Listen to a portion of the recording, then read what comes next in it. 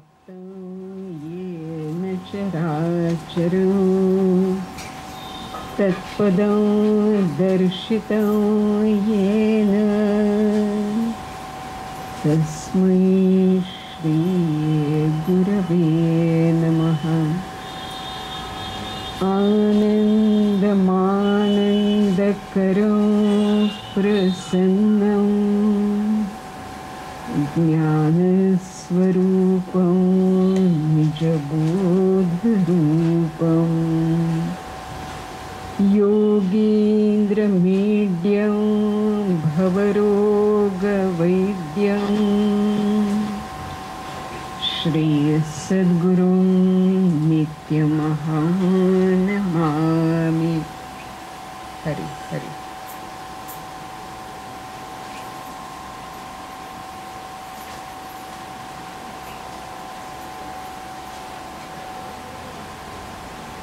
गेले काही रविवार आपण गुरुगीता पाहतो आहोत। गेल्या वेळी आपल्या सर्वांच्या परिचयाचा असा मंत्र ज्याने आपण आपल्या दैनंदिन उपासनेची ध्यानाची सुरुवात करतो तो मंत्र ब्रह्मानंदम परमसुखदम, आणि त्यानंतर या निरूपण सेवेच्या आधी आपण जो मंत्र म्हणतो आनंदमानंदकरम प्रसन्नम, या दोन मंत्रांचा अर्थ आपण पाहिलेला आहे। आजचा हा मंत्र आहे, हा साधकांना फार उपयोगाचा असा मंत्र आहे। गुरुदर्शित मार्गेण मनःशुद्धिं तु कारयेत अनित्यं खंडयेत सर्वं यत्किंचित आत्मगोचरम्।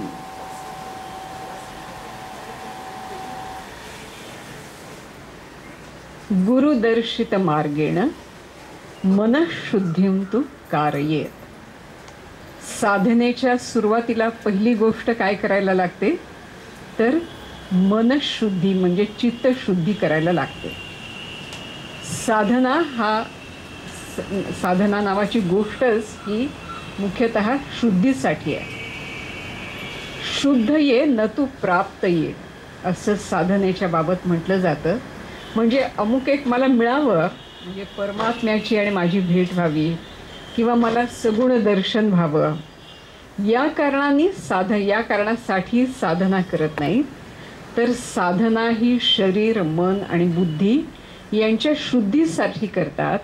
आणि अशा शुद्ध चित्तामध्ये परमेश्वर परमात्मा आपणहून येऊन राहतो असा आपल्याकडच्या शास्त्राचा सिद्धांत आहे। त्यामुळे आत्म्याच्या प्राप्तीसाठी साधना नाही, तर चित्तशुद्धीसाठी प्राधान्याने चित्तशुद्धीसाठी साधना। चित्तशुद्ध व्हावं याच्यासाठी आहार विहार पण शुद्ध लागतो। गीतेने आपल्याला सांगितलेलं आहे युक्ताहार विहारस्य युक्तचेष्टस्य कर्मसु युक्तस्वप्नावबोधस्य योगो भवति दुःखः। ज्याला कोणाला योग साधना करायची आहे त्याला आपला आहार आणि विहार हा युक्त ठेवायला लागतो, म्हणजे योग्य ठेवायला लागतो। ज्ञानेश्वर माऊलींनी ते फार सुंदरपणे 6व्या अध्यायात सांगितलेलं आहे। अति सर्वत्र वर्जयेत, जास्त पण खाऊ नये। नात्यश्नतस्तु योगोस्ति न चैकांत मनश्नतः न चाति स्वप्नशीलस्य जाग्रतो नैवचार्जुन। जो फार नात्यश्नतस्तु योगोस्ति म्हणजे भयंकर उपास करतो, जेवतच नाही खातच नाही काही, तर मग त्याला पण योग काही प्राप्त होणार नाही। आणि जो अति खातो त्याला पण काही होणार नाही। रामकृष्ण परमहंस हे मोठे प्रेमळ गुरु होते आणि ते त्यांचं पंचवटी नावाचं स्वतःचं साधनेचं ठिकाण होतं। तिथे आपल्या शिष्यांना साधनेला पाठवायचे आणि म्हणायचे एवढं खाऊन जा, थोडंसं घासभर खाऊन जा, म्हणजे तुझं मन खाण्याकडे वळणार नाही, काहीतरी पोटाला आधार आहे, म्हणजे तू चांगली साधना करशील, तुझं मन ध्यानामध्ये लागेल। म्हणून नात्यश्नतस्तु योगोस्ति न चैकांत मनश्नतः। अत्यश्नतः म्हणजे जास्त खाणारा, अनश्नतः म्हणजे अजिबात न खाणारा, म्हणजे फार खातो त्याला पण झोपेमुळे योग नाही, आणि अजिबात खात नाही त्याला त्या खाण्याची आठवण येते त्यामुळे योग नाही. म्हणून आपल्या पोटाला जेवढं पचेल, जेवढं योग्य, आणि ते ज्याचं त्याला बरोबर कळतं, तर तेवढं खाऊन आणि शरीराचे हाल न करता मनुष्याने योगाभ्यास करायचा. आपल्या सुमनताई ताडे नावाच्या स्वामीजींकडे एक भगिनी, साधक भगिनी यायच्या, आणि काही काळ त्या स्वामी स्वरूपानंदांच्या इथे जाऊन राहिलेल्या होत्या, आणि असं म्हणतात की त्या फक्त कडुनिंबाचा रस पिऊन राहायच्या. आता कडुनिंबाच्या रसाने किती पित्त होणार आपण सांगा. निंब हा पित्तकारक आहे. आधी पोटात काही नाही, त्याच्यात कडुनिंबाचा रस म्हणजे ते डोक्याचं काय होणार, पोटाचं काय होणार. तर स्वामीजींनी त्यांना जवळ बोलवून सांगितलं, रोग जाय दूध साखरे तरी निंब का पियावा. रोग जर दूध साखरेने जाणार आहे तर त्याला तुम्ही निंबाचा रस पिऊन स्वतःच्या शरीराला एवढा त्रास कशाला देता. योग म्हणजे काय असं ताणाताणी मारामारी नाही आहे, तो सहज आहे. सर्व गोष्टींमधलं संतुलन हाच खरा योग आहे.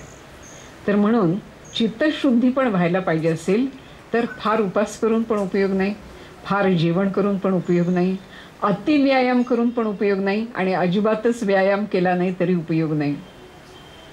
आहार आणि विहार, विहार म्हणजे व्यायाम किंवा हालचाल, हे सगळंच युक्त पाहिजे. मितुलिया बोली बोलावे, मितुलिया पाऊली चालावे, माऊली म्हणतात. ते म्हणतात की जेवढं बोलणं आवश्यक आहे तेवढंच बोलावं, जेवढं चालणं आपल्या शरीराला मानवतं तेवढंच चालावं, त्यापेक्षा जास्त कुठल्याच गोष्टीत अति करू नये. मी मागे आपल्याला आमच्या सोलापूरच्या हुरड्याची गोष्ट सांगितली होती की एका माणसाचं पोट इतका हुरडा खाल्ला की टम्म झालं, त्याच्यात पाणी प्यायला, मग शेवटी ऑपरेशन करून हुरडा आतला काढावा लागला. तर याला म्हणायचं अत्यक्ष्णतः, अति खातो, अति करतो. तर हे दोन्हीचा आहार आणि विहार यांचा जो समतोल राखतो, जो सत्वपूर्ण अन्न खातो, त्याची बुद्धी पण आपोआप काय होते, सात्विक होते. आणि अशी सात्विक बुद्धी ही शुद्ध बुद्धी ही आपल्याला सहजच परमात्म्याकडे, प्रथम आपल्या अंतर्यामीच्या आत्म्याकडे आणि नंतर सर्वत्र नटून राहिलेल्या परमात्म्याकडे आपल्याला सहजच वळवत असते. म्हणून चित्तशुद्धीचं पहिली गोष्ट सगळ्या गोष्टींमध्ये संतुलन आणणं. आणखी महत्त्वाचं म्हणजे चित्तशुद्धीचा उपाय नित्य चिंतावे हरिपाय किंवा गुरुपाय. तर चित्तशुद्धीसाठी आपल्याला वाटतं की बरे वाईट भले बुरे विचार येतात, काय करावं, इतके येतात, आता कसे अडवावेत. तर आपण गुरूंचे पाय आणि प्रभूचे पाय घट्ट धरून जर ठेवले तर मग त्या ठिकाणी काही वेडे वाकडे किंवा चांगले पण विचार येऊ शकत नाहीत. आणि विचारमुक्त होणं हा एक साधनेचा फार महत्त्वाचा भाग आहे. आपल्या इथे साधना करता करता, सोहम ध्यान करता करता मन स्तब्ध निस्तरंग समुद्रवत व्हायला पाहिजे असं आपले गुरु सांगतात. तर असं जर मन व्हायला पाहिजे असेल तर चित्त या प्रकारच्या सर्व विकारांपासून, सर्व विकल्पांपासून मुक्त झालं पाहिजे. चांगले लोक पण आपण पाहिलेलं आहे की सत्वगुणी माणसांची ज्याला आपण विकनेसेस म्हणतो, तर दुर्बलता ही आपण यापूर्वी काही प्रवचनांमधून पाहिलेली आहे. सत्वगुणी माणसांची दुर्बलता काय असते, सत्वगुणी डॉक्टरची दुर्बलता काय असते, तर तो पेशंटमध्ये इतका अडकून जातो मनाने की त्याला प्रयत्न करून पण त्याच्यापासून स्वतःला बाजूला करता येत नाही. जे समुपदेशन करतात, काउन्सिलर्स असतात किंवा ज्याला मानसोपचार तज्ज्ञ असतात, त्यांचं पण काही वेळा असं होतं की त्यांच्यासमोरचे जे पेशंट्स असतात त्यांची सुख दुःख व्यथा वादळं याच्यात ते स्वतः वाहून जातात. आणि मग ते जे एक निर्लेप मन लागतं डॉक्टर होण्यासाठी सुद्धा, बरोबर एखाद्या गोष्टीचा डायग्नोसिस करण्यासाठी जे एक शांत निर्लेप मन लागतं, तर ते त्याच्याजवळ ते राहत नाही. म्हणून कोणत्याही व्यवसायात तुम्ही असा, तुम्ही गृहिणी असा, तुम्ही डॉक्टर असा, तुम्ही स्वतःचा स्वतंत्र व्यवसाय करत असा, पण शुद्ध आणि निर्लेप मन ही फार आवश्यक गोष्ट असते. हे जे मन आहे हे निर्लेपपणे म्हणजे वस्तुनिष्ठपणे झालेल्या गोष्टीकडे पाहू शकतं, त्या परिस्थितीचं योग्य मूल्यमापन करू शकतं, त्याच्यावर योग्य ते उपाय पण योजू शकतं आणि पटकन त्याच्यातून बाहेर येतं. आपल्याला मुख्य अडचण आपलं की आपल्याला त्याच्यातून बाहेर येता येत नाही. आपल्या भोवतालचे जे छोटे मोठे प्रश्न असतात त्याच्यातून मोकळं होणं, वेगळं होणं, थोड्या वेळासाठी तरी वेगळं होणं हे आपल्याला पुष्कळदा शक्य होत नाही. एक एक गोष्ट सकाळी घडलेली दिवसभर आपल्याला ती पकडून असते आणि आपल्याला त्रास देत असते. आपल्या सगळ्यांचा अनुभव आहे. सकाळी कोणीतरी बोललेला बरा वेळ शब्द, जाताना कोणाला तरी लागलेला धक्का किंवा कोणीतरी आपल्याला दिलेला, किंवा आपण व्यवस्थित वाहन चालवत असताना तरी कोणीतरी आपल्यावर आदळण्याचं केलेलं दुस्साहस, जे जे काय गोष्टी असतात ते सगळ्या, या सगळ्याच क्रिया आणि प्रतिक्रिया यांच्या गोंधळात आपण सापडतो. आणि तशा प्रकारची निर्लेपता दैनंदिन व्यवहारातली, जे झालं ते त्या क्षणी तिथेच सोडलं असं आपलं होत नाही. आणि त्यामुळे आपलं चित्त पण सात्विक चित्तसुद्धा शुद्ध राहत नाही. आपल्याला कल्पना आहे की तामसिक चित्ताचा तर प्रश्नच नाही, ते आधीच पुष्कळ लडबडलेलं असतं. राजसिक चित्त जे असतं ते इकडे तिकडे धावत असतं सारखं. आणि जे सात्विक चित्त असतं ते सुखात तरी सुखसंगेन बध्नाती ज्ञानसंगेन चानक, ज्ञानात सुद्धा पकडून ठेवतं आणि सुखात पण पकडून ठेवतं. म्हणून सत्वगुणापासून पण सावध राहा रे बाबा. आपल्याला ती 3 चोरांची गोष्ट माहिती आहे ना. एक बाबा असतो, एक रस्त्याने रात्रीच्या वेळी रानातून चाललेला असतो आणि त्याच्याजवळ काही मौलिक गोष्टी असतात. तर त्याला 3 चोर भेटतात आणि तो एक चोर जो असतो तो म्हणतो मारूनच टाका याला, असं म्हणणारा तो तामसिक चोर असतो. तर दुसरा जो असतो तो म्हणतो की मारायला नको, पण याच्याकडचं सामान काढून घेऊन याला कुठेतरी दूर टाकून देऊया. आणि तिसरा म्हणतो की काढून घ्या याला, पण जरा तिथपर्यंत वेशीपर्यंत जाऊ दे, जाईल आपला बिचारा आपल्या रस्त्याने. तर पहिला चोर म्हणजे तमोगुण, तो म्हणतो मारूनच टाका. दुसरा जरा दयाळू असतो, पण त्याला पैशाची भाव तर असतेच, म्हणजे तो रजोगुण आहे. तिसरा जो आहे तमोगुण, तोच काय करत असतो, बेशीपाशी सोडतो, पण तो आपल्या चोरीचा व्यवसाय सोडायला तयार नाही. म्हणजे चोरी करायला पाहिजेच आहे त्याला. सत्वगुणी माणसाला पण दैनंदिन व्यवहारात गुंतायला आणि त्या सगळ्यात म्हणजे निर्लेप राहायला सत्वगुणाला पण जमत नाही. त्यामुळे तो आपल्या चोरीचा व्यवसाय सोडत नाही, त्यामुळे तो पण चोरच आहे. तर असे या 3 चोरांची गोष्ट आहे. हे 3 चोर आपल्याला पकडत असतात, पण त्यातल्या त्यात सत्वगुण बरा, कारण सत्वगुण आहे भगवत भक्ती समर्थांनी म्हटलेलं आहे. भगवत भक्तीमध्ये पण कसं चित्त अशुद्ध होऊ शकतं. मी आपल्याला घंटाकरणाची गोष्ट मागे सांगितलेली आहे. माझं दैवत एवढं खरं, तुझं दैवत खोटं. जगातल्या सगळ्या मारामारी आता याच्यावरून चाललेला आहे. तर तो घंटाकर्ण शंकराचा भक्त आणि विष्णूला उद्बत्तीचा सुवास येऊ द्यायचा नाही. स्वतः शंकरांनीच अर्धरूप विष्णूचं अर्धरूप शिवाचं घेतलेलं आहे. तर त्या विष्णूचं जे अर्धरूप आहे त्याला उद्बत्तीचा सुवास मिळू नये म्हणून त्या घंटेचा दांडा तो त्या विष्णूच्या नाकात खुपसतो. म्हणजे सत्वगुण पण विकृत सत्वगुण आहे, भगवत भक्ती आहे पण विकृत भक्ती आहे. त्यामुळे त्रैगुण्य विषया वेदा निस्त्रैगुण्यो भवार्जुन. खरी चित्तशुद्धी म्हणजे काय, तर या 3ही गुणांच्या पलीकडे माणसाला उडी मारता येणं ही खरी चित्तशुद्धी आहे. आणि केवळ आपले सद्गुरूच आपल्याला या 3 गुणांची संगत कशी सोडायची हे शिकवत असतात. पहिल्यांदा तमोगुणाची संगत सोडायला शिकवतात, मग रजोगुणाची शिकवतात आणि मग सत्वगुणाची सुद्धा शिकवतात. सत्वगुण आपल्या गुरूंच्या बाबत कसं काम करत असतो की गुरु मला देहाने दिसले पाहिजेत, त्यांनी इतर शिष्यांपेक्षा तू माझा लाडका आहेस असं म्हटलं पाहिजे. स्वतः समर्थांना पण असं झालेलं होतं ना, अनंत भक्त तुम्हाला आम्हाला कोण पुसते, असं रागारागांनी रामाला समर्थांनी म्हटलेलं आहे. तुम्हाला एवढे भक्त, मग ते सगळे तुमचे लाडके, आम्हाला कोण विचारतंय, असं साधनेच्या सुरुवातीच्या काळामध्ये समर्थांनी पण म्हटलेलं आहे.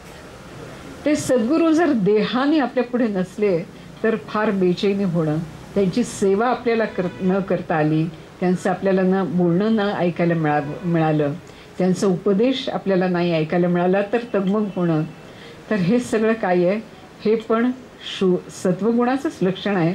पण सद्गुरूंना आपण त्यांच्यावर अवलंबून असायला नको असतं. आपल्याला वाटतं की एवढी आपली भक्ती पाहून त्यांना बरं वाटेल, पण त्यांना नाही बरं वाटत. ते म्हणतात की अरे तू पण स्वतंत्र हो, तुझ्या ठिकाणी अनंत अपरंपार शक्ती आहे. ते तुझ्या ठिकाणचा जो आत्मा आहे, स्वयंपूर्ण अशा प्रकारचा सर्व शक्तिमान आत्मा, त्याचा तू साक्षात्कार करून घे. म्हणजे मग गुरु हा तुझा आधार राहील, पण आश्रय होणार नाही. तू गुरुवर अवलंबून राहणार नाहीस. तू त्याच्याकडून प्रेरणा घेशील, पण तू त्याच्यावर अवलंबून राहणार नाहीस. तर असं जेव्हा शिष्याच्या बाबत होतं, आई जसं म्हणते की किती दिवस मी तुझं बोट धरून तुला फिरवू, आता केव्हा तरी तुला या जगात स्वतंत्रपणे फिरायलाच पाहिजे की नाही. तसं शिष्य पाहिजे स्वतंत्र बुद्धीचा. असा शिष्य गुरूंना आवडत असतो. आणि चित्तशुद्धीच्या वेगवेगळ्या टप्प्यांवरून गुरु नेता नेता एक दिवस ब्रह्मानंद स्वामींना गोंदवलेकर महाराजांनी 1 रुपया दिला आणि म्हणाले, तू जा आता, तुला दुसरीकडे जाऊन काम करायचं आहे, माझ्या आश्रयाने राहायचं नाही. तर अशी तयारी गुरु ही शिष्यांची करून घेतात. म्हणून गुरुदर्शित मार्गेण मनःशुद्धीं तू कारयत. ध्यानाने चित्तशुद्धी होते, युक्ताहार विहाराने जशी होते तसं तुमचं जर उत्तम ध्यान लागलं ना, तर त्यांनी सुद्धा नकळत आपल्याला पकडणाऱ्या ज्या गोष्टी असतात प्रपंचाच्या, ती पकड हळूहळू ढिली होत असते. तर त्यामुळे ध्यानाने, नामाने, सत्कर्माने, स्वाध्यायाने आणि युक्ताहार विहाराने या सगळ्या गोष्टी आपल्याला शिकवून आपले जे गुरु असतात ते आपली मनःशुद्धी करून घेतात. आणि काय सांगतात आपल्याला, अनित्यं खंडयेत सर्व. जे जे काही अनित्य आहे ते सगळं तू तुझ्या ज्ञान खड्ग मी तुला दिलेलं आहे त्यांनी तू ते कापून टाक, ते मोकळं कर. यत् किंचित आत्मगोचरम. इथे आत्म हा शब्द स्वतः या अर्थाने वापरलेला आहे. गो म्हणजे इंद्रिय. इंद्रियांना जे जे काही दिसतं हे सदैव परिवर्तनीय असतं. काही वेळा ते चुकीचं पण दिसतं. जे कलर ब्लाइंड लोक असतात, रंगांध लोक असतात, आपल्याला काय दिसतं की हिचा समजा पंजाबी ड्रेस आहे, हा लाल आहे, तर ते जे रंगांध लोक असतात त्यांना काय दिसतं की हे काळ्यावरच थोडं गडद काळं काहीतरी डिझाईन केलेलं आहे असं त्यांना दिसतं. तेच डोळे आहेत, पण ते रंग पाहू शकत नाहीत. म्हणजे दृष्टीवर भरोसा आपल्याला ठेवता येत नाही. ज्यांना मोतीबिंदू होतं त्याला म्हणे 2-2 चंद्र दिसतात. तर आपल्याच दृष्टीवर दृष्टीभ्रम म्हणून पण काय काय सांगितलेलं आहे. एखादं चित्र असतं, या बाजूनी ते पाहिलं एक म्हातारी दिसते, या बाजून पाहिलं तर तरुणी दिसते. अशा गमती दृष्टीभ्रमांच्या असतात. म्हणजे दृष्टीवर आपल्याला अवलंबून राहत नाही. मनोरुग्ण जे असतात त्यांना तर कसल्या कसल्या प्रकारचे हॅल्युसिनेशन्स, भास होत असतात. म्हणजे मनुष्याला त्या त्या इंद्रियांच्या मर्यादांमुळे त्याच्यावर ते जे काही सत्य आहे त्याचं दर्शन त्याला कधी होत नसतं. स्वामी स्वरूपानंदांनी म्हटलेलं आहे, दिसते ते ते नाश पावते, नको तिथे अभिमान, मन लावी भ्रूमध्यस्थानी, स्थूलातून काढून. ही आपल्याला गुरुदर्शित मार्ग म्हणजे काय तर हा आहे की दिसते ते ते नाश पावते. ध्यानामधला आपण बसलो आणि आपल्याला दिसलं की आता इथे थोड्या वेळाने रिसेप्शन होणार आहे आणि काय काय पदार्थांची तयारी चाललेली आहे आणि भरलेलं ताट समोर दिसलं, तर ते आपल्याला सगळ्यांना माहिती आहे की जे अन्न आपण स्वीकारतो ते शेवटी पंचमहाभूतांमध्ये जाऊन मिळणार असतं. त्याचं ते स्वरूप जिभेवर ठेवताना असतं, ते काही नंतर राहत नाही. ज्या ज्या यदृष्टम तद नष्टम असा सिद्धांत आहे की जे जे दिसतं ते तसं कधीच राहिलेलं नसतं. सारम्या नगरी महान संनृपती सामंत चक्रं जयत. एका कवीनी वर्णन केलेलं आहे की फार सुंदर एक मोठी नगरी आणि तिथला राजा मोठा कर्तबगार आणि त्याचं सामंत चक्र म्हणजे त्याचे कारभारी सगळे आणि कोणी सेनापती, कोणी काय महसूल पाहणारे असं त्याचं प्रधान मंडळ, ते पण अतिशय कर्तबगार. पण काय होतं, सर्वं यस्य वशात अगाध स्मृतिपथम कालाय तस्मै नमः. एवढं सगळं वैभव, ते मोहेंजोदारो घ्या तुम्ही, किंवा इकडे आणखी काय विजयनगरचं साम्राज्य तुम्ही घ्या, पुण्याचा शनिवारवाडा आज आपल्याला कसा दिसतो, बारकासा दिसतो, पण पूर्वी केव्हा तरी तो 7 मजली होता म्हणे. तर हे सगळं वैभव, कितीही मोठा राजा असला तरी, कितीही मोठा तो सम्राट असला तरी, ते वैभव त्याला काळाची दृष्ट कधी ना कधी लागणार आहे. आणि ते 7 मजले कधी ना कधी खाली येणार आहेत, हे लिहिलेलं असतं.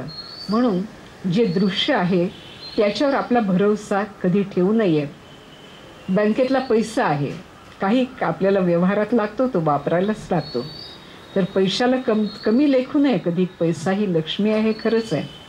पण तो जो पैसा, त्याच्या नोटा किंवा आणखी नाणी, आणखी काही चेक्स आपल्याला दिसत असतात, पण हे नश्वर आहे, नष्ट होणार आहे, यांच्यावरच भरवसून राहिलो तर मग मनुष्य जन्म ज्याकरता आपण घेतला त्याचं सार्थक होणार नाही. याची जाणीव मनात ठेवून मग पैसा अवश्य वापरावा. जे जे काही नष्ट होणार आहे त्यातला सौंदर्य आणि आनंद पण आपल्याला घेता यावा, पण त्याचवेळी त्यांच्या नश्वरतेची जाणीव जर आपल्याला मनाला नसली तर मग काय होत असतं, भयंकर अनर्थ. ते जर गेली ती वस्तू आपल्यातून, तर मग भयंकर दुःख, भयंकर शोक, भयंकर अनर्थ त्याच्यातून होत असतं.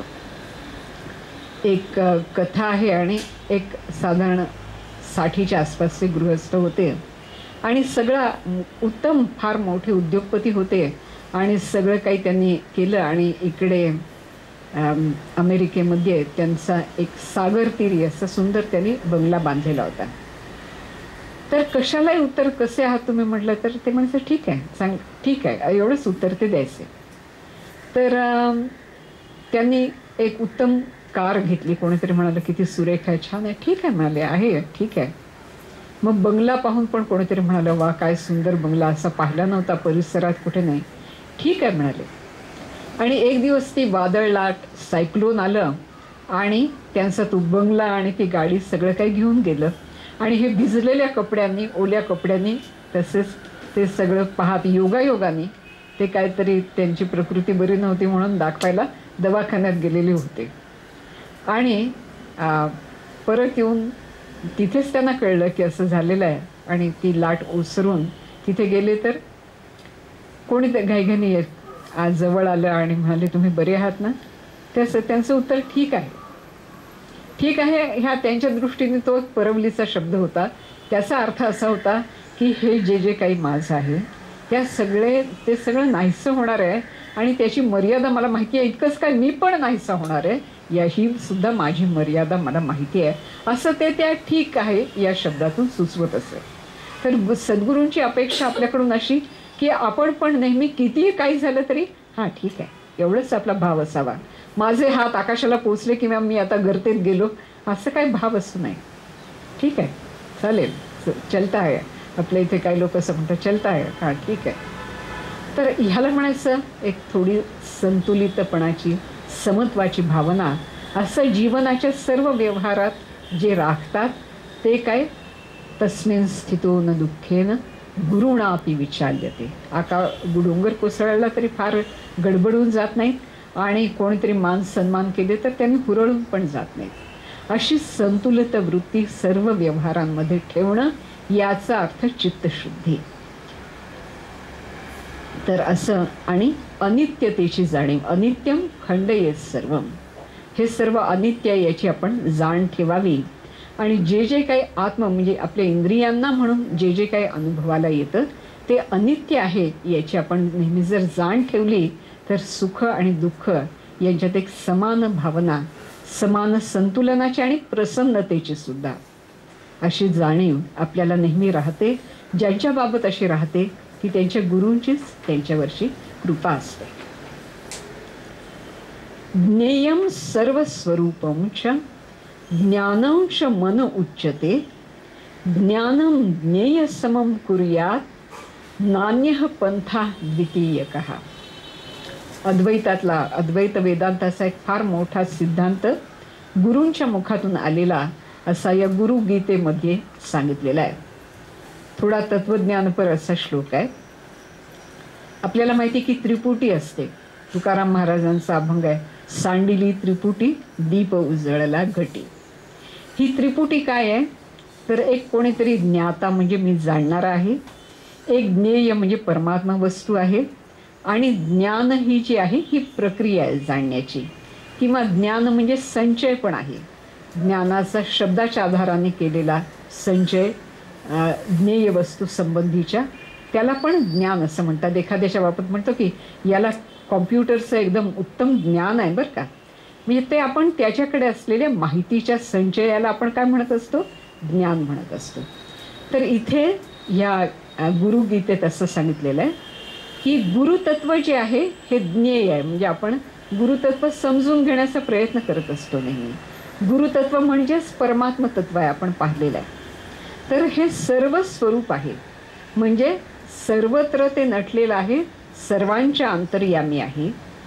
आणि ज्ञानंच मन उच्चते, आपलं मन जे आहे ते दुसरं तिसरं काही नसून ज्ञान संचय आहे.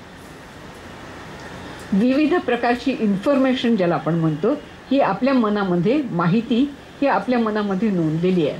म्हणजे लहानपणी कुठेतरी चटका बसला, म्हणजे हे गरम असतं याचं मनावर आता नोंद झाली, मग याला हात लावायचा नाही असं छोट्या मुलाला पण कळतं. तर अशा प्रकारच्या अनेक प्रकारच्या ज्ञानांची नोंद ही आपल्या मनामध्ये होत असते. म्हणून मन हे ज्ञानस्वरूप आहे असं या श्लोकामध्ये म्हटलेलं आहे. पण असं जे मन आहे, ज्ञानस्वरूप जे मन आहे, ते आपल्याला काय करायचं आहे, ज्ञेय स्वरूप म्हणजे परमात्मा स्वरूप करायचं आहे. अगदी साध्या भाषेत म्हणजे आपलं मन हे परमात्म्याशी एकरूप करायचं आहे. आणि ते कसं करायचं हे आपल्याला गुरु शिकवतात. म्हणजेच काय करतात ते की हे मन जे वेगवेगळ्या प्रकारच्या माहितीने भरलेलं आहे ते रिक्त करून टाकतात. जेथ संसार चित्र रूप उमटे तो मनोरूपी पट फाटे. एक प्रकारे मनच नाही असं करून टाकतात. ते म्हणजे ज्ञेयाशी म्हणजे आत्मवस्तूशी, परमात्म्याशी ते मन एकरूप होऊन जातं, त्याचं स्वतःचं अस्तित्व ते हरवून जातं. म्हणून इथे म्हटलेलं आहे ज्ञानम ज्ञेय समम कुर्यात नान्यः पंथः द्वितीयकः. तुम्हाला जर देव हवा असेल, तुम्हाला जर परमात्मा हवा असेल तर याखेरीज दुसरा मार्ग नाही असं निशंक निसंदिग्धपणे सांगितलं आहे. याचाच अर्थ वेगवेगळे जे संप्रदाय आहेत ते आपल्या वेगवेगळ्या मार्गांनी शेवटी काय करत असतात, आपलं जे मन आहे ते तन्मे मनः शिवसंकल्पमस्तु असं यजुर्वेदामध्ये श्लोक आहेत, मंत्र आहेत. तर हे जे मन आहे हे शिवसंकल्प म्हणजे सोहम, तोच मी आहे, या बोधाचा, या संकल्पाचा पुन्हा पुन्हा स्वतःशी उच्चार करत, आठवण करत करत ते जे मन आहे म्हणजे जीव आहे तो शिवस्वरूप होतो. आणि हे गुरुकृपेने माणसाच्या जीवनामध्ये घडून येतं. मी मागे केव्हा तरी सांगितलं असेल की नागपूरला एक ताजुद्दीन बाबा नावाचे एक मोठे संत होते आणि त्यांच्याकडे एक लहानूजी म्हणून आले आणि ते नास्तिक होते, एकदम नास्तिक होते. आणि ते सारखे म्हणायचे, काय तुम्ही जो देव म्हणता त्याच्यावर माझा विश्वास नाही, माझा विश्वास नाही, असं त्या ताजुद्दीन बाबांसमोर बसून सारखं ते म्हणत राहिले. तर ते ऐकून ताजुद्दीन बाबांना कंटाळा आला. त्यांनी आपल्या अंगावरचं कांबळं काढलं आणि त्यांना त्यांच्या अंगावर फेकलं. आणि असं म्हणतात की ते कांबळं त्या लहानू बाबांच्या अंगावर फेकल्यानंतर ते जे मी एका प्रकारे आपली कृपाच त्यांनी प्रक्षेपित त्या कांबळ्यामधून केली. आणि ते जे ध्यानाला बसले ते कितीतरी दिवस त्यांना आपल्या शरीराचं भान नव्हतं. ते एकदम उन्मनी अवस्थेत गेले आणि त्या ध्यानातून त्यांना खाली उतरता येईना अशी अवस्था या ताजुद्दीन बाबांनी त्यांची करून टाकली. जेव्हा ते समाधीतून खाली उतरले तेव्हा हसत हसत ताजुद्दीन बाबा त्यांना म्हणाले की म्हणत होतास की नाही देव नाही, देव नाही, आता मग तू स्वतःच देव झालास. म्हणाले, कळलं का तुला, आता तू स्वतःच देव झालास. अरे अरे ज्ञाना झालासी पावन, तुझं ज्ञान कळू आले, तुझा तुझी देव, तुझा तुझी भाव, फिटला संदेह अन्यतत्वी. असं त्या लहानू बाबांचं होऊन गेलं. मग त्यांनी पुढे तुकडोजी महाराजांना दीक्षा दिली. ते फार प्रसिद्ध राष्ट्रसंत तुकडोजी महाराज म्हणून ते नंतर प्रसिद्ध झाले. पण गुरुकृपा ही काय करते तर तुमच्या मनाचं मनपणच काढून देते. ते पहिल्यांदा थोड्या वेळापुरतं स्वामीजी असं करत असत की एखादी व्यक्ती आली, काही वेळा ते आपल्या अंगठ्याने त्या व्यक्तीच्या भ्रूमध्याला स्पर्श करायचे. त्यांच्याजवळ शक्ती संक्रमणाची आणि शक्तीला ऊर्ध्वगामी करण्याची शक्ती होती स्वामीजींकडे. त्यामुळे अशा ज्या व्यक्तीला ते इथे स्पर्श करायचे त्या व्यक्तीची सगळी शरीरातली जी प्राणशक्ती ऊर्जा ती वरच्या दिशेने खेचली जायची आणि इथे येऊन ती स्थिरावायची आणि थोडा वेळ ती व्यक्ती देह भान भोवताली काय आहे काही विसरून त्या एक प्रकारच्या अशा उन्मनी अवस्थेमध्ये काही काळ स्थिर राहायची. आणि मग तिथून परत आल्यावर तिला कळायचं की खरा आनंद म्हणजे काय, खरी शांती म्हणजे काय, हे सगळं त्या अनुभवाने तिला कळत असे. असं गुरु पहिल्यांदा सुरुवातीला करतात, करून दाखवतात की काय असतं, त्याची चव आपल्याला देतात आणि मग नंतर हळूहळू आपण पण नियमित ध्यानाला बसायला लागतो, कारण ओढ लागलेली असते त्याची.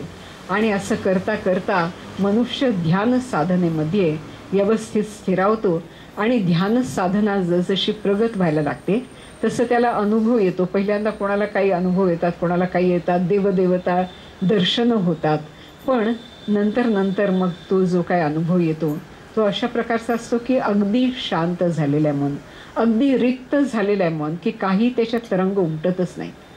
आणि असं मन पहिल्यांदा मनाचं अमन होतं आणि नंतर मन हा मनोनाश होतो. उत्तम फार भाग्याची अवस्था, उत्तम भाग्याची अवस्था मनोलय आणि परमभाग्याची अवस्था मनोनाश. तो संसार चित्र ज्याच्यावर उमटतं तो मनोरूपी पटच फाटून जाणं ही साधनेतली आणखी प्रगत अवस्था आहे. या अवस्थेला मनुष्याचं मन हे त्या शिवतत्वाशी त्या एकरूप होत असतं. अशी टप्प्याटप्प्याने साधना ज्याला आपण म्हणतो ती प्रगत होत जाते आणि हा जो जीव आहे तो शिवस्वरूप होतो. यापेक्षा वेगळा मार्ग कुठल्याही संप्रदायात नाही, कुठल्याही धर्मात नाही. तुम्ही ख्रिश्चन असा का मुस्लिम असा का जैन असा का बौद्ध असा, सगळ्यांच्या बाबतीत शेवटी हेच होणार आहे. पण जोपर्यंत सगळ्यांचंच असं होणार आहे हे माहीत नसतं तोपर्यंत एकमेकांच्यात भांडण, मग एकेश्वरवाद का अनेकेश्वरवाद असे वाद सगळे चालू असतात. पण हे सद्गुरू घडवून आणतात, ही त्यांची फार मोठी श्रेष्ठता आहे. म्हणून इथे या गुरुगीतेमध्ये एक फार सुंदर श्लोक पुनरावृत्तीचा आहे. न गुरोरधिकम न गुरोरधिकम न गुरोरधिकम न गुरोरधिकम, 4 वेळा असं म्हटलेलं आहे. शिवशासनतः शिवशासनतः शिवशासनतः शिवशासनतः, एवढे 2 शब्द मिळूनच हा श्लोक झालेला आहे. म्हणजे गुरूंपेक्षा श्रेष्ठ दुसरं काहीही नाही. न गुरोः अधिकम, गुरूंच्यापेक्षा श्रेष्ठ काही नाही असं कोण म्हणतं? शिवशासनतः, म्हणजे जे परमतत्व आहे तेच सांगतंय असं की अरे बाबा गुरूंशिवाय दुसरं काही या जगामध्ये श्रेष्ठ नाही. कारण तो तुला 3ही गुणांच्या पार नेणार आहे, त्याच्या पलीकडे जाऊन तुला तो तुझ्या मनाचा लय करणार आहे. आपण रामरक्षक म्हणतो की नाही, रामे चित्तलय सदा भवतु मे भो राम मामुद्धर. तर त्या प्रथम सगुण दैवताच्या ठिकाणी तुम्ही जर सगुणाचे उपासक असाल तर त्याच्यात तुमच्या चित्ताचा लय होईल. मग तुम्ही चित्ताच्या शून्य शांत अवस्थेमध्ये जाल आणि मग एक दिवस मन नावाची वस्तूच काही अस्तित्वात राहणार नाही. हा तो शिवस्वरूपाचा अनुभव, सहज समाधीचा, निळा म्हणे स्वरूपसिद्धी, नित्य समाधी हरिनाम, अशा थोर स्थितीला हा साधक जात असतो गुरुदर्शित मार्गेण.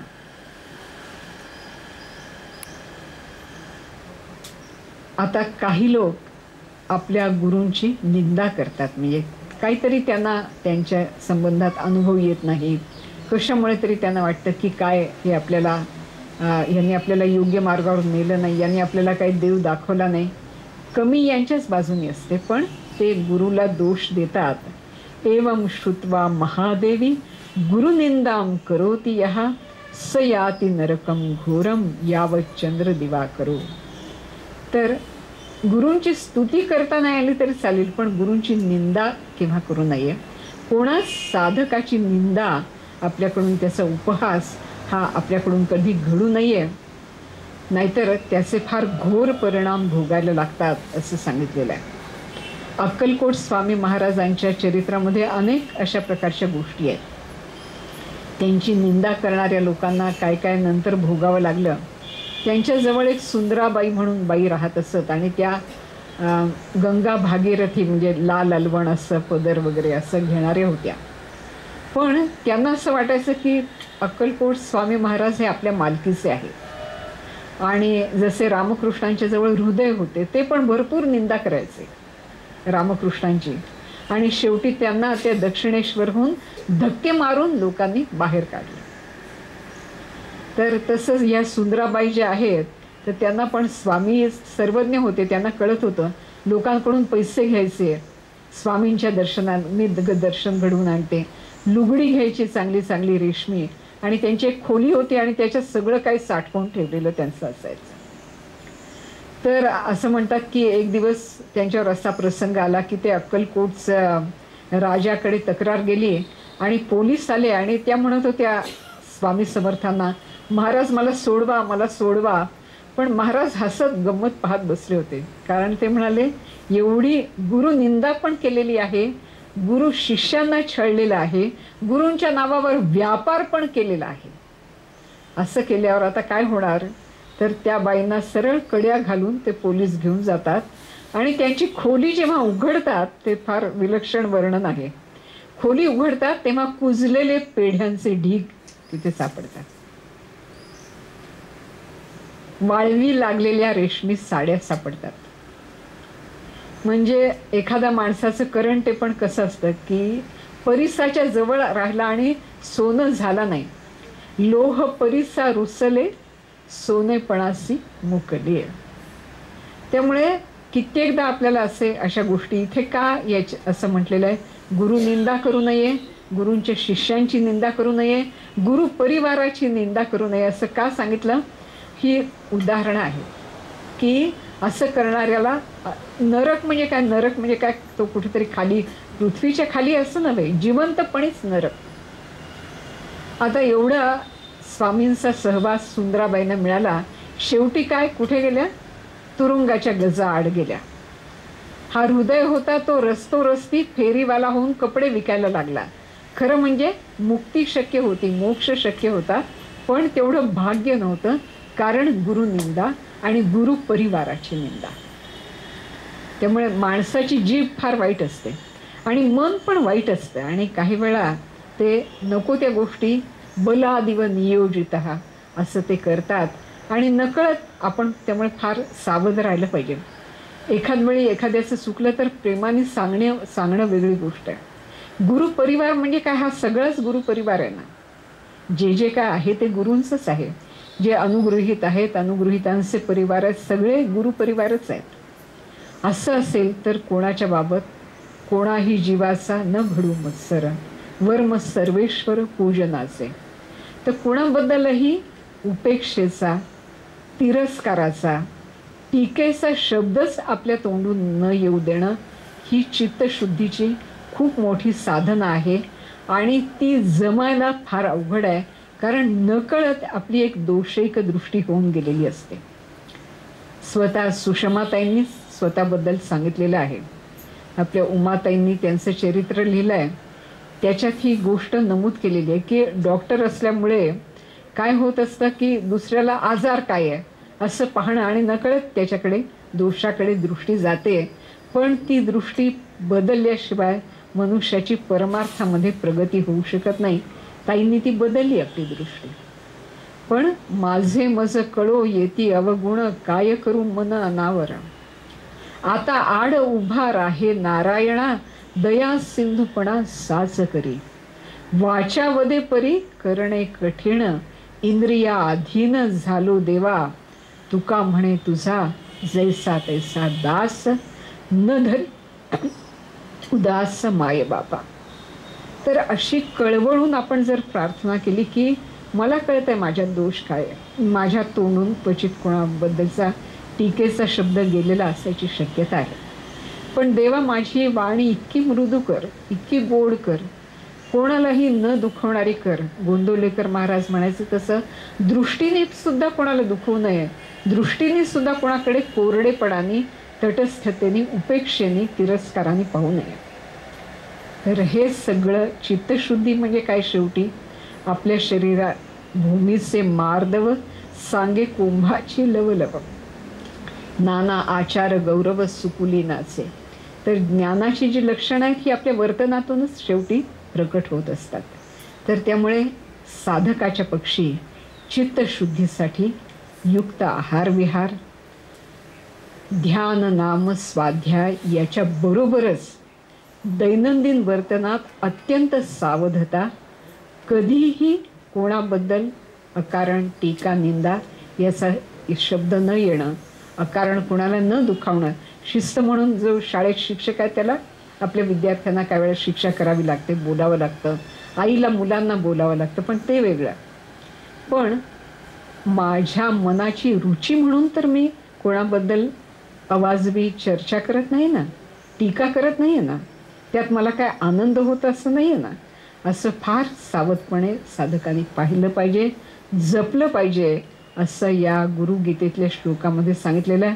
आणि ते अत्यंत मार्गदर्शक आहे. कारण हे जर ही एक गोष्ट जर नसेल तर सगळी साधना वाया जाऊ शकते. मी पाहिलेलं आहे चांगले चांगले लोक पण खूप रुची घेतात, कोणाचं काय झालं, कोणाचं काय झालं. काय करायचं आपल्याला? आपण बरं आणि आपली साधना करता आली तर मदत करावी, पण सविनी चर्चा आपण कोणाबाबत करत नाही ना.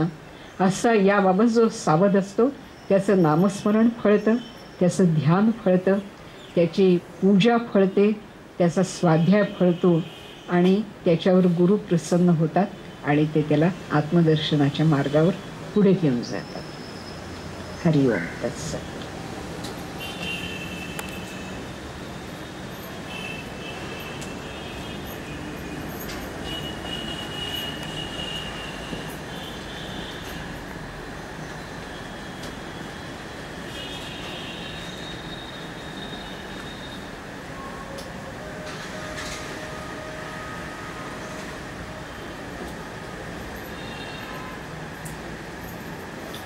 गुरुगीतेत सांगितलेल्या संपूर्ण शरणभावानी, रुजुभावानी, मोठ्या प्रेमाने गुरूंचं स्मरण करून आपण ध्यानाला बसूया. हे जे शरीर आहे हे पण गुरुसेवेचं साधन आहे. आपलं मन, बुद्धी गुरुसेवेचं साधन आहे. त्यामुळे ती शांत आणि शुद्ध करूया.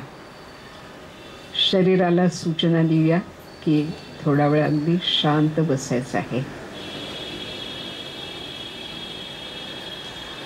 निश्चल बसायचं आहे. शरीराला पण काही वेळा उर्मी येतात, हलण्याच्या उर्मी येतात, हालचाल करण्याच्या उर्मी येतात. तर शरीराला आपण विनंती करावी की थोडा वेळ अगदी शांत राहा. आपले दोन्ही पावलं, आपल्या पोटऱ्या, घोटे, गुडघे, मांड्या, ध्यानाची बैठक अगदी स्थिर आणि शांत आहे. नाभी, नाभीच्या खालचे अवयव, नाभीच्या वरचे अवयव हे सुद्धा अगदी शांत स्थिर आहे. आपलं हृदय ताणरहित आणि प्रसन्न आहे. लहानपणापासूनचे सुखदुःखाचे ताण सोसून हृदय पण थकत असतं, पण त्याला आपलं काम तर चालू ठेवावं लागतं. अशा प्रकारच्या शांत ध्यानाने हृदयाला खूप विसावा मिळतो आणि ते आपलं काम करायला चांगल्या प्रकारे सज्ज होतं.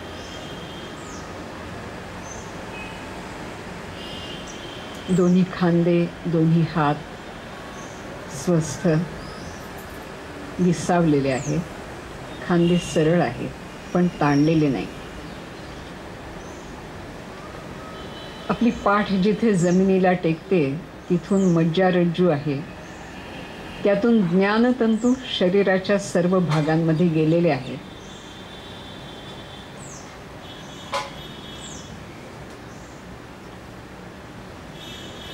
त्यांना मनाने स्पर्श करत सर्व शरीराला, पाठीला पण स्वस्थ राहण्याबाबत सुचवावं. मान आहे, गळा आहे, कानशिला आहेत, या ठिकाणी ताण संचय होत असतो, तो विसर्जित करून टाकावा. आपला चेहरा जणू आपण पाहतो आहोत असा पाहावा. भगवान बुद्धांचा जसा शांत चेहरा, ध्यानमग्न स्वामीजींचा शांत चेहरा आपण आठवावा आणि आपलाही चेहरा तसाच प्रसन्न शांत असावा.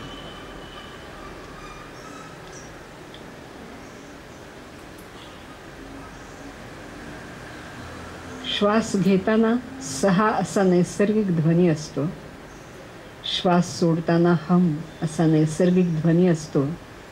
याला अजपाजप असं म्हणतात. श्वास घेतल्यानंतर भ्रूमध्याच्या ठिकाणी थोडं शांत थांबायचं, क्षण 2 क्षण, आणि मग सावकाश श्वास सोडून द्यायचा. सावकाश श्वास घ्यायचा. असे 10-12 दीर्घ श्वास घ्यायचे आणि सोडायचे.